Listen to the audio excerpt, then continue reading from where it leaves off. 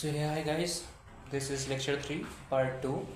So last में this lecture is for essay 210 itself, which is agreeing to terms of audit engagement. So इसमें हम लोग एक चीज़ पढ़ेंगे which is accepting the change in terms of audit engagement after accepting the audit. That is, इससे पहले अभी हम लोग जो पढ़ने वाले वो है कि हमने ऑडिट एक्सेप्ट कर लिया. ऑडिट एक्सेप्ट कब किया? जब प्री कंडीशंस अवेलेबल थे और common understanding between management and auditor था. तो बेसिस अपॉन विच ऑडिट होने वाला था वो अग्रीड था. तो 210 at the time of acceptance और कंटिन्यूएंस ओके था.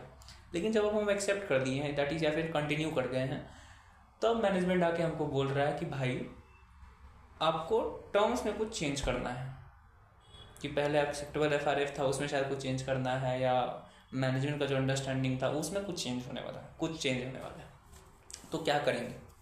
तो उसी के लिए ये टॉपिक है कि agreeing to changes in terms of audit engagement after accepting the audit.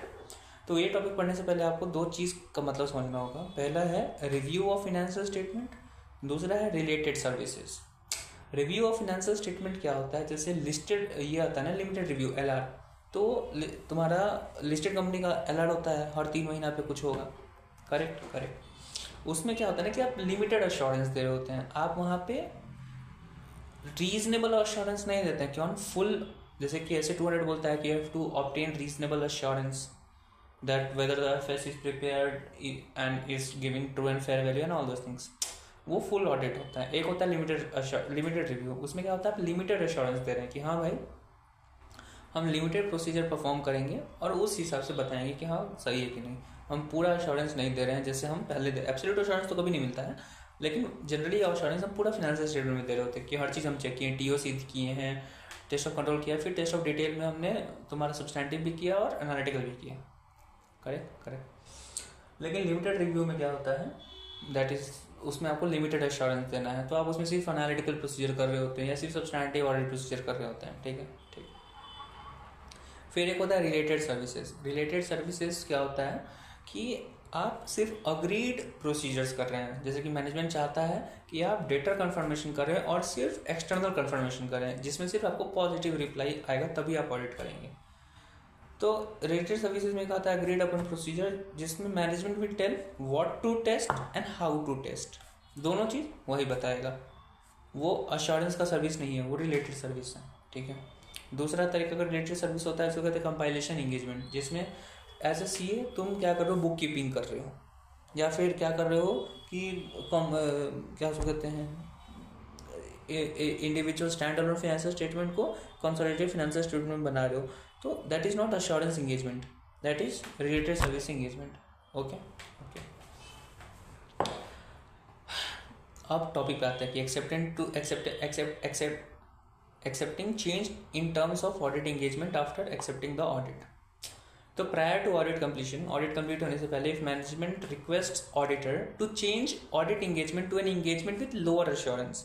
Like हम ऑडिट कर रहे थे, अब ऑडिट मैनेजमेंट क्या बोलता है कि अब तुम कोई ऐसा चीज़ करो जिसमें तुम एश्योरेंस तुमको कम देना है. लाइक फॉर एग्जांपल तुम ऑडिट कर रहा था पूरा का, अब क्या बोल रहा है कि भाई अब तुम पूरा साल का ऑडिट ना करके तुम लिमिटेड रिव्यू दो. तो this is an engagement with lower assurance. तो एज एन ऑडिटर आपको रीजनेबल जस्टिफिकेशन मांगना होगा कि भाई मैं लोअर एश्योरेंस वाला सर्विस आपसे आपको क्यों दूँ? आपसे तो मैंने ऑडिट इंगेजमेंट लिया है, तो आपको लोअर एश्योरेंस वाला क्यों दूँ? तो उसके लिए management should give a reasonable justification.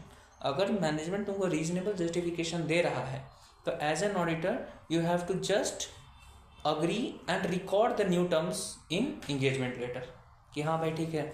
जैसे एग्जांपल हुआ कि एक कंपनी को लोन लेना था. ठीक है. तो लोन लेने के लिए बैंक वाला बोला था कि जाके तुम ऑडिटर से अपना ऑडिट करवा के आओ. ठीक है. लेकिन जैसे हम लोग ऑडिट करना स्टार्ट किए हैं तो बैंक का एक नया प्रोविजन आया कि ठीक है भाई, बिना ऑडिट किए भी अगर आप लिमिटेड रिव्यू का हमको अगर आप पेपर दे देते हैं तो हम आपको लोन दे देंगे. तो कंपनी वाला बोला कि ठीक है भाई, अगर लिमिटेड रिव्यू से काम हो जाता तो हम ऑडिट क्यों करवाएं. वो ऑडिटर को बोला कि भाई अब लोअर एश्योरेंस वाला जो सर्विस है लिमिटेड रिव्यू वो करके दे दो हमको. तो मैंने ऑडिटर पूछेगा कि give me reasonable justification. Management दे दिया रीजनेबल जस्टिफिकेशन. अगर हमको और एज एन ऑडिटर तो हम ओके हैं इसके साथ कि हाँ ठीक है भाई लोन ही मिलने वाला तो क्या प्रॉब्लम है. तो what I will do, I will just record and so first of all I will agree कि yes okay, and then I will record this new terms in the engagement letter.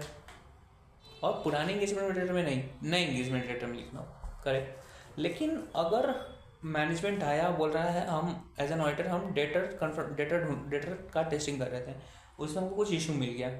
अब management बोल रहा है कि नहीं भाई आप debtor का टेस्टिंग नहीं करिएगा, आप लिमिटेड रिव्यू दीजिए हमको, या फिर आप क्या उसको कहते हैं आप सिर्फ लिमिटेड रिव्यू दीजिए, आपको डेटर के ऊपर काम नहीं करना है. तो ऑडिटर क्या बोलेगा कि भाई you are asking me to give an services with lower assurance, तो tell me a proper justification. Management बोला कि कोई जस्टिफिकेशन नहीं है, जाओ यहाँ से. तो एज एन ऑडिटर अगर तुमको जस्टिफिकेशन नहीं मिला then what you have to do, then you have to first of all agree नहीं करना है अश्योरेंस के लिए, और दूसरा अगर तुम ये अग्री नहीं करोगे कि हाँ भाई हम तुमको अब लिमिटेड रिव्यू देंगे, नहीं हम पूरा ऑडिट करेंगे, तुम मैनेजमेंट को ये बोलोगे, मैनेजर बोलेगा अभी हम तुमको बोल दिए नहीं करना है. तब as an auditor what you have to do, if the management is not allowing you to do the audit which is having higher assurance, then what you have to do, you have to inform RTO, regulator, TCWG, owner of company, कि भाई management हमको नहीं करने दे रहा है audit. ठीक है. तो इसमें क्या पढ़ा हमने, ये कंप्लीट हो गया टॉपिक. तो टॉपिक क्या था हम बता देते हैं कि अगर आपको आप ऑडिट करना स्टार्ट कर दिए हैं और बाद में मैनेजमेंट आके बोल रहा है कि बिफोर कंप्लीशन ऑफ ऑडिट की bro there is a change in audit engagement and you should do an audit with lower assurance, I need a services which give lower assurance. So as an auditor what will you do, first ask for reasonable justification. अगर reasonable justification आता है then record करो उसको new engagement letter में. अगर reasonable justification नहीं आ रहा है तो मैनेजमेंट को बोलो कि भाई मैं नहीं दूंगा ये छोटा सर्विसेज, मैं ऑडिट करूंगा.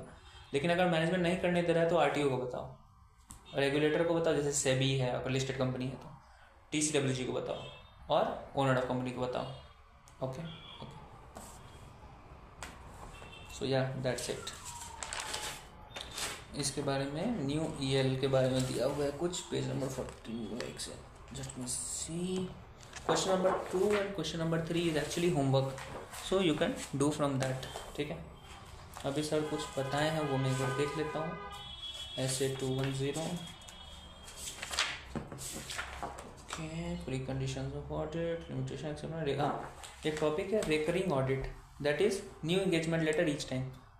Auditor may decide not to send new audit engagement letter और other return agreement each period में फॉलोइंग रिवाइज. जैसे कि क्या हुआ इसमें सर ये बोलना चाह रहे हैं कि अगर कुछ इशू आया, मैनेजमेंट बोला आपको कि भाई आपने जो EL भेजा ना उसमें कुछ इशू है, तो हर बार न्यू EL भेजने का जरूरत नहीं है. क्या कर सकते हो तुम कि EL मत भेजो, नया वाला सिर्फ अमेंड करके भेज दो. डन. जैसे कि क्या क्या डिफरेंस हो सकता है, following factors make it appropriate to revise the terms of EL without making a new EL. क्या क्या, अगर एंटिटी गलत ऑब्जेक्ट जो स्कोप हमने समझा था हम एज एन ऑडिटर भेजे तो मैनेजमेंट नहीं समझ पा रहा है, या अगर सीनियर मैनेजमेंट में अगर कोई चेंज आ रहा है तो जैसे क्लाइंट का सीनियर मैनेजमेंट जो पहले वो लोग एक्सेप्ट किया था, नया मैनेजर जो है वो एक्सेप्ट नहीं कर रहा है, या नेचर और साइज ऑफ बिजनेस में कुछ चेंज हो रहा है, FRF में कुछ चेंज हो रहा है एंड ऑल दोज थिंग्स. तो बस उसके बारे में. Now I think everything is done. Lecture 3.2 is completed.